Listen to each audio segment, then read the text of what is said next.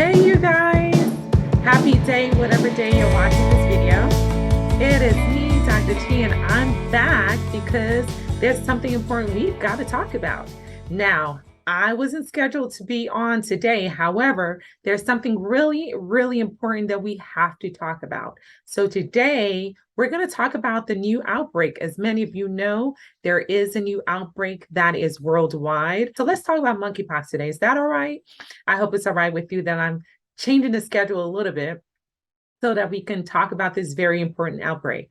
So monkeypox is a pox virus, and pox may sound familiar because some of us are familiar with the smallpox vaccine, which we're going to talk about in a little bit more depth in a little bit. But they are very similar and related viruses. Now, it's important that we understand that this is a virus and not a bacterial infection, okay? Because we're going to talk about some of the characteristics of a virus that really explains this particular disease that's acquired through the monkeypox virus. Now, monkeypox, the reason why I'm on today is because monkeypox has been declared by the World Health Organization as a global health emergency, and subsequently the US has also declared the outbreak a public health emergency. Now, why is that important? Well, that's important because the declaration of a public health or a health emergency releases certain resources and activates certain protocols that really help to fund, mobilize, and address the outbreak quickly. Now, why such a rapid response? This is a pretty rapid response, you guys, because remember, the first case that had been confirmed in the US was only 2 months ago. So we're talking about a very aggressive response. And it's important because we've already seen over 7,000 confirmed cases in the US. So that's really important to know. So let's talk about the details of this particular infection. Well, one of the things that we must know is that what's key in identifying this particular disease or infection is its characteristics. Now, some of the challenges in identifying and getting this treated is because, as we'll talk about in a little bit, there is some stigmatism with the group that has primarily been affected by the outbreak. So people may not necessarily feel comfortable disclosing that they think that they may be infected because of the stigma associated with the targeted group. And then also the outbreak, the rash that's associated with it is very similar to other disease processes. And the symptoms, the prodromal symptoms, are very similar to your typical flu and maybe confused with things like flu and COVID, which are still very prevalent, right? COVID is still an ongoing concern, public health concern. So let's talk about the specifics of monkeypox. So monkeypox is not new, by the way. This is not a new virus. This is not a mutated virus. Monkeypox has been in existence before. Now, as early as 2003, there had been studies and investigation of smaller outbreaks of monkeypox in the US that were thought to be as a result of the importation of exotic animals that were infected with the virus from areas of West and Central Africa. Now, I'm going to put a pin in that. Let's talk about some of the disparities that we're seeing as a result of this infection. So yes, the original outbreak, original source is considered to be animals that are sourced from certain countries in Africa. And so unfortunately, when you search for monkeypox on the internet, you will oftentimes see this color skin, right? So you will see pictures of children, especially with this color skin, as the photo and as the representation of monkeypox. Now, there's a lot of underlying issues with that we're not going to unpack today, but put a pin in that, because what is important for you to know is that the current outbreak has actually not affected Africa very much at all. It has primarily affected the European countries, the US, and Latin America. So that's really important to know, is that this current outbreak is not an African-sourced outbreak. It has primarily affected Europe and then subsequently the Americas. So that's really important to know, that despite the pictures that you're seeing on the internet may be deceptive as to who is truly being affected by this particular outbreak. So I'm going to move on from that, because I can spend a lot of time, as you guys know, on that particular topic, but we're not today. I want to focus in giving you the provided information that you need to protect you and your family. So monkeypox is associated with a rash and prodromal symptoms. So what are prodromal symptoms? Prodromal symptoms are symptoms that happen before you see an actual outbreak. We know the word prodromal from things like herpes. So people may have prodromal symptoms from herpes. So they may have symptoms of itching, burning, and irritation before they actually see the lesion. Very similarly with monkeypox, you may have prodromal symptoms that actually may feel similar to other viruses like the common cold or the flu. So people may experience chills and fevers, body aches, backaches, very much associated with monkeypox is swollen glands. So people may have those types of symptoms before they actually see the rash outbreak. However, what's important to know is that some people may have those symptoms after the outbreak of a rash we're seeing, and it's also important to know that some people may not have prodromal symptoms at all and may actually go from the incubation period to having a rash without any of the other symptoms associated. With this particular outbreak, we're seeing primarily the lesions found on the genitalia as well as on the anus. However, it's important to know, especially for those who enjoy oral sex or practice oral sex, that they may see lesions in the mouth. You can also get lesions on the face. You can get lesions on the hands and on the feet as well. Now, the rash goes through several stages, the primary outbreak of the rash till eventually you'll see scabbing of the rash, and then ultimately the formation of new skin. The important thing to know is that from the onset from the exposure to the onset of symptoms is averaging about 3 weeks time period. And a person is contagious, meaning that they're able to infect another person through the onset of the symptoms all the way through the formation of new skin. So scabbing is still a stage of the infection that's very highly infectious. So you want to make sure that you're not exposed to someone until they are come into contact with someone with the infection until they have completely resolved the lesions and have formed new skin. That's really important to know. This particular time period can last as long as 2 to 4 weeks. So why is that so important? Well, as you guys know, from COVID, we saw a lot of mental health challenges. People who are very much challenged with isolation, had a lot of mental health decompensation as a result of the isolation with COVID. Now, as you guys know, the isolation for COVID was not this long, was not 2 to 4 weeks. So definitely, if you know someone who may be infected, may be in isolation as a result of the infection, reach out to them.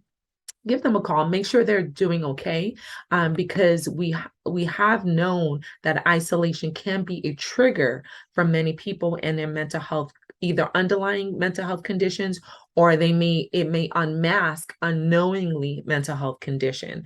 Now, transmission of this particular infection is primarily through direct contact. So skin to skin contact through semen, through vaginal fluid, through urine, through feces are very much the route of transmission from one person to the other. You can skin to skin contact with the rash or with scabs or with bodily fluids is how you get infected from one person. You can get infected from close contact through kissing, through hugs, or even through massage.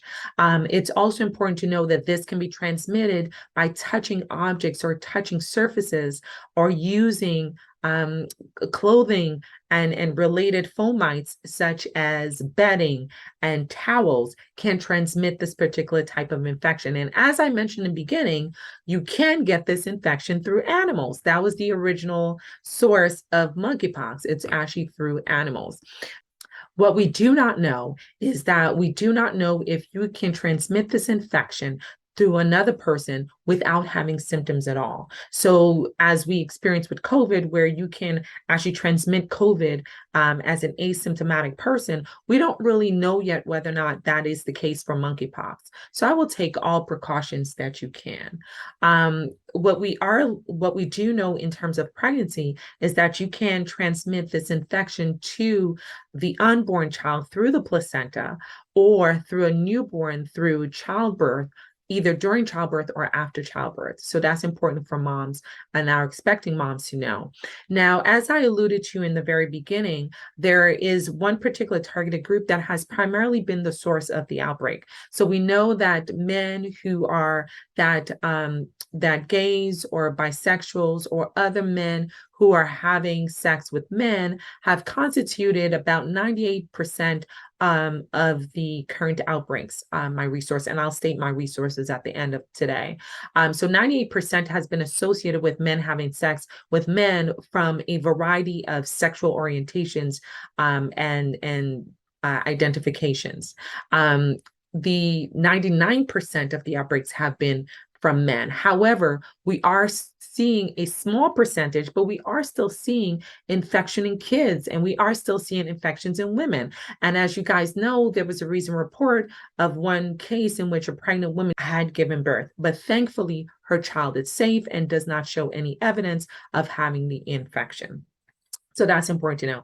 Another very key thing for us to know is that unlike the high fatality associated with COVID, monkeypox is rarely fatal. It's very unlikely that you will see fatality, but of course, we're still very concerned of those who are the most compromised. So those with compromised immune systems are the most at risk for having severe disease, but yet still overall fatality is low.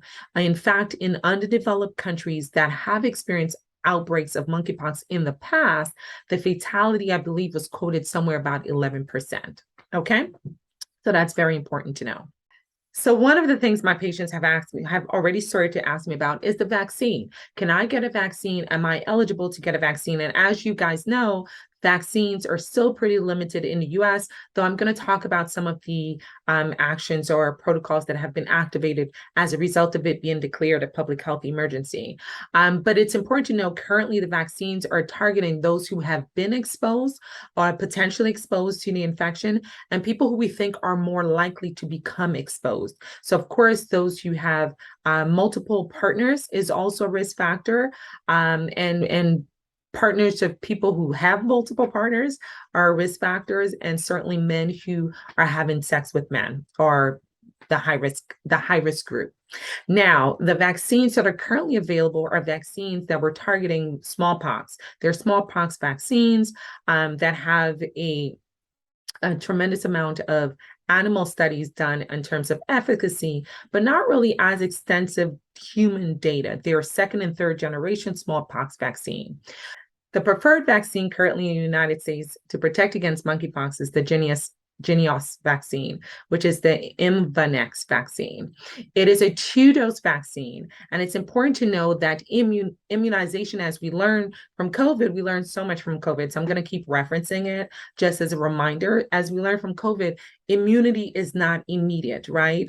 And so it's important to know that immunity is believed to be peaked about 14 days after the second vaccine. Now, we do know that the HHS in the US has secured an additional 5 million doses for the US that will be distributed throughout the onset of 2023. This is the most current data that I have available for you. Now, this vaccine was approved in 2019 for people of ages 18 and older who are at high risk for developing smallpox or monkeypox. Now, keep in mind, I'm going to talk about smallpox in a little bit. Smallpox has been eradicated. I just want to make that clear, right? But there's always a potential for biological warfare. And so we're going to talk about that a little bit more in just a few moments. The Acam2000 vaccine is an alternate vaccine that is a single dose vaccine, and the peak of immunity after administration from that vaccine is believed to be within 4 weeks after the dose. Okay, the US has secured 100 million doses was the last update I've received about that particular vaccine. However, that vaccine is associated with more serious side effects. I'm going to explain why that is, but it's not recommended currently for those with seriously compromised immune systems, and certainly not for pregnant women as well. And I'm going to explain why in a little bit. Now, there is currently no treatment for monkeypox. That's very important to know. There is no well-studied active treatments for monkeypox. We're using, because of the relatedness between monkeypox and smallpox, it is believed that they're genetically similar enough that the treatments that were used for smallpox can then be used effectively for monkeypox. Is that clear? Okay. From past data from outbreaks that were sourced in Africa, the data does suggest that the current vaccine, smallpox vaccines, should be about 85% effective against monkeypox as well. So this is where that data is coming from. Now, the current antiviral treatment is primarily targeting those who we believe are at risk for becoming seriously ill. Now, let's talk about monkeypox just to get a little bit of reference as to this outbreak. Understanding smallpox helps us to understand monkeypox in much greater detail. So the important thing to know is, though they are related, smallpox is a much more severe condition and has a much higher fatality, okay? The last known natural case of smallpox was believed to have occurred in Somalia in 1977. And so the WHO declared that smallpox was eradicated in the year 1980. So that's very important to know. Why is that important to know? Is because it is very unlikely that we'll have a natural outbreak of smallpox. However, there are 2 locations currently that do have the virus and have the viral samples in the case of biological warfare. Okay, so that they're able to activate the formation or the development of vaccines to counter any potential unnatural source of an outbreak of smallpox. So the 2 current locations include the U.S. Centers for Disease Control and Prevention, which is the CDC in Atlanta, and the State Research of Virology and Biotechnology in Russia. That's the Vector Institute in Russia is the second source. I'm gonna leave that alone. Okay, moving along, the CDC has guaranteed that it is able to produce, if there were a need for protection or an outbreak of smallpox, that it has the ability to produce enough vaccines to protect everyone in the United States. Okay, that's from the resources I read, which are very reliable resources. Okay, it's important to know that the vaccine can protect against severe illness. So if someone has already been exposed to monkeypox, they can receive the vaccine still, because it's believed that giving them the vaccine may actually reduce the severity of the illness. Ideally, you want to be vaccinated within 4 days of exposure. So let's spend some time talking about a very special population, clearly special to my heart, but special in terms of vulnerability, right? So we're going to talk about moms. We're going to talk about pregnant women, recently pregnant women, and breastfeeding women. Now, even though our data on treatment and our data on vaccinations are very limited, meaning that we have very limited human studies, and needless to say, even less limited studies on pregnancy, it is still that recently pregnant women and breastfeeding women are considered to be a priority group for treatment. Now, we do know historically that monkeypox has been associated with adverse outcomes associated with pregnancies, such as stillbirth, miscarriages, preterm delivery, and neonatal infection. So our goal is to prevent those adverse outcomes. And it's also important that even with treatment, that women who are in these categories should be closely monitored for the potential of severe disease. So we do not know the likelihood of whether or not pregnancy puts you at increased risk for having severe disease. We do not know the percentage of transmission rate to an unborn child or to a newborn. Those are still very limited data currently. The primary antiviral medication that is currently available, it's important to know that there are currently no human studies that give us any information on the prevention of the infection to the unborn child, the transmission rate of the infection in utero if a mom is administered or treated with the antiviral medication. We do not know the likelihood of treatment of the infection in a newborn. So it's very important that if a mom is breastfeeding, that the newborn is and the newborn has the infection, that they're treated independently, because we do not know the likelihood of effective treatment. Even though the medication is found in breast milk, has been found in the breast milk, we don't know how effective it is in treating a newborn who is infected. And the alternate antiviral medications have been linked to birth defects. And so they should not be used in any woman who's in her first trimester. It is also unknown the amount of this medication that's excreted in the breast milk. And so it should not be used in women who are breastfeeding. So that's very important. One of the forms of treatment during the pandemic for those who have been infected with COVID has been the administration of antibodies. So that's called immune globulin therapy. So immune globulin therapy, again, like any other form of treatment in terms of monkeypox and pregnancy, very limited data. We do not have enough data to really talk about how effective it is, or the, confirmation in terms of the risk of giving this particular treatment specifically for monkeypox. However, we do have very significant years and years of historical data in the use of immune globulin therapy in other circumstances, in other infections, and it has been safely used. So it is very potential that this is a alternate form of treatment for a mom who is infected. However, it should be considered or given or administered with caution for someone who is breastfeeding, because we just don't have that information available. The JYNNEOS vaccine is a live, non-replicating vaccine. So that's very important. It's a not live, but non-replicating vaccine. We do not have human data available in terms of pregnancy. We do not have human data available in terms of the outcomes of administering this vaccine in a breastfeeding mom.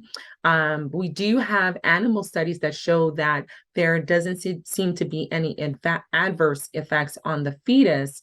And so intuitively or theoretically, it should be safe for administration. This is important to discuss on a case-by-case basis to determine whether or not a mom should get the vaccine, and weighing out the risk and benefits, because we do have very, very limited data. However, this particular vaccine is the one that can be offered to pregnant and breastfeeding women who are otherwise considered to be eligible for the vaccine. So if a woman is considered to be eligible in the category of being eligible for receiving the vaccine, which I mentioned before, someone who's at high risk of getting an infection or someone who has been exposed, then she should be offered this particular vaccine if she's pregnant or if she is breastfeeding. However, the other vaccine, the Acam2000 vaccine, is a live replicating vaccine. So there has been reports in passing in newborns becoming infected with as a result of moms getting this particular vaccine. And for that particular indication, as well as associated with some pregnancy loss and congenital defects,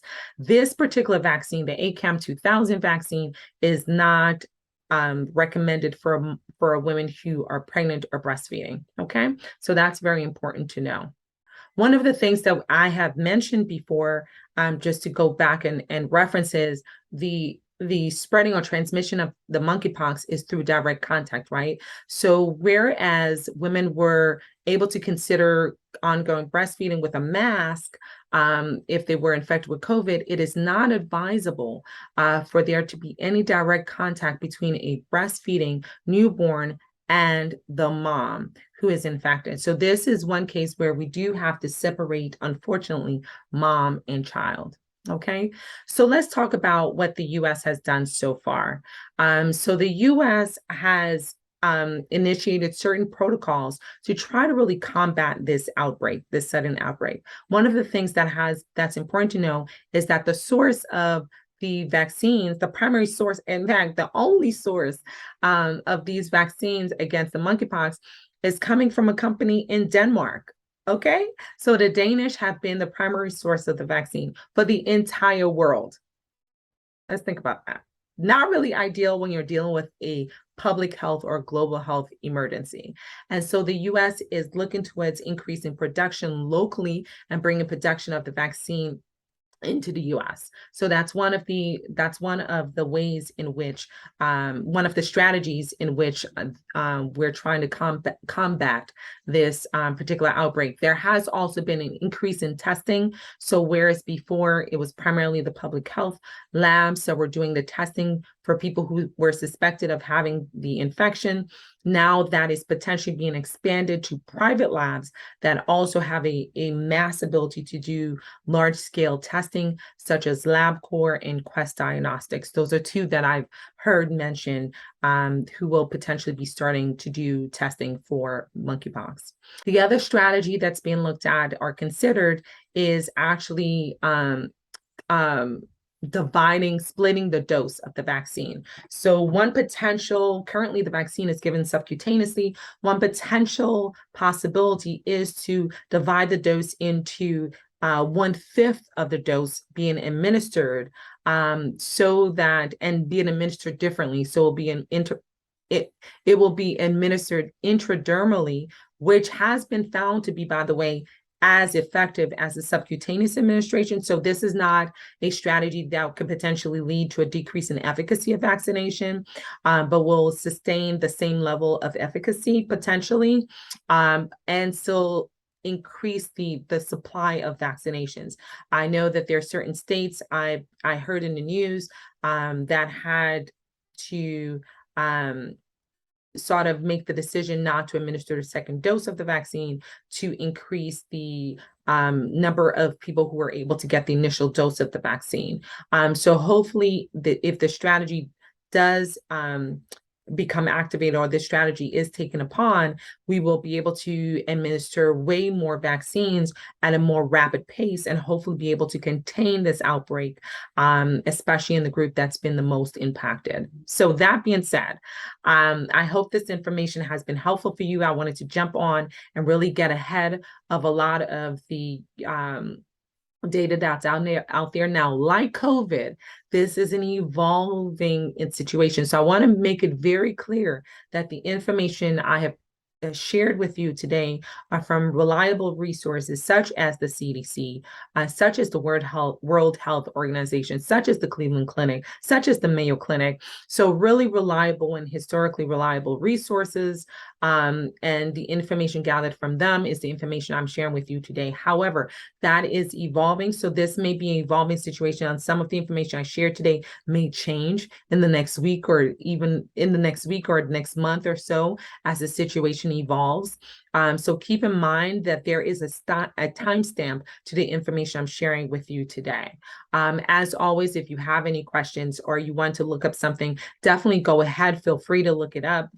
Feel free to question information if you're not quite sure, you don't fully understand. I want you to be proactive in caring for your own health. So I absolutely advise that you do so, but I advise that you go to reliable resources. The HHS division of the United States government is a reliable source. That's where a lot of these protocols are coming from, and the activation of the public health emergency is coming from the HHS division of the United States government. I want you to go to the CDC, who is our primary infectious control organization that sends out the protocol that we all follow as clinicians. I want you to go to the World Health Organization if you want to know what's going on in the world health. So definitely choose reliable sources, and share information. If you gathered additional information that you feel is important to our community of women who are on this platform, who visit us on this platform, then definitely feel free to do that. And I love the dialogue that you guys have participated in. So I want to encourage you to continue to do that. You know, this is what a community is about. So once again, I appreciate you for stopping by today. And one thing I forgot to mention, I do want to mention, even with the split dose strategy that I mentioned, the dosing interval will also remain the same as 28 days apart. So keep that in mind. Okay. That being said, I thank you guys for stopping by today. I thank you for being proactive about your health, and also for being sources of reliable information as you share the information you gather here to your circle of friends, your circle of family. I thank you guys for supporting once again and for hopping on for this episode. And if you have questions, feel free to put in a comment. If you like the information that we've shared today, definitely please share this information with people in your personal circle, your coworkers, anyone that you care about. Share the information from this platform, send them the link. You can hit the arrow that goes that way. Hit that link. It will pop up. Once you hit that share arrow, it will pop up. You'll get a pop-up window that you will click copy the link. And once you click copy the link, you can paste it in any app so that you can, or even a text message so that you can share it with your loved ones. So I advise you to do so. And so this information get out to people you don't know. So that's how you help people you do know. For people who you don't know that you want to share the information with, it helps us to get in front of the crowd by just clicking the like button. I know a lot of you are watching the video, but please click the like button if you value the information that's being shared enough that you want it to be shared with others. So click the like button and definitely comment below. It helps us to get in front of the virtual crowd so that people are able to have access to this information. So in that being said, we appreciate you guys for watching. We appreciate you guys for supporting. Feel free, you are a part of the community. Go ahead, support us by purchasing a t-shirt, a tote bag, anything that you like to rock for the summer. And then when the wintertime comes, go ahead and hit us up and get your sweatshirt, your little sassy t-shirts and sweatshirts. And we love your support, and we just appreciate every one of you. And I look forward to seeing you in the next episode. Have an amazing week. The end of the week, beginning of the week, the full week, depending on when you're watching this video. Whatever it is, have an amazing